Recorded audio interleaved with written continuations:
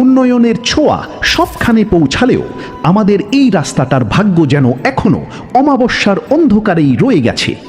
আমি মোহাম্মদ ইউসুফ এই মুহূর্তে আছি জয়কামতা এবং শিকারপুরের সীমানায়, যা আমরাতলি টু বাতাইছড়ি রোডের মাঝামাঝি অংশ। এখানে দীর্ঘ ৩-৪ মাস ধরে একটা কালভার্টের কাজ ধরে রাখা হয়েছে, কিন্তু শেষ হওয়ার কোনো নাম নেই। কাজ কি আদেও শেষ হবে নাকি এভাবেই ফেলে রাখা হবে তা কেউ জানে না। আপনারা হয়তো ভাবছেন এই রাস্তা দিয়ে অল্প কিছু মানুষ চলে। একদমই না। এই ভাঙা রাস্তা দিয়ে প্রতিদিন প্রায় ২,০০০-এরও বেশি মানুষ যাতায়াত করে। সবচেয়ে বেশি কষ্টে আছে আমাদের স্কুল কলেজের কোমলমতি শিক্ষার্থীরা। একটু বৃষ্টি হলেই রাস্তা আর পাশের এই ডোবা এক হয়ে যায়। তখন কাদা পানি মাড়িয়ে এই ক্ষুদে শিক্ষার্থীদের স্কুলে যাওয়া যে কতটা বিপজ্জনক তা এই দৃশ্য দেখলেই বোঝা যায়। হাজারো মানুষের এই নিত্যদিনের ভোগান্তি আর কোমলমতি শিক্ষার্থীদের নিরাপত্তার কথা চিন্তা করে কি এই কাজটা দ্রুত শেষ করা যায় না?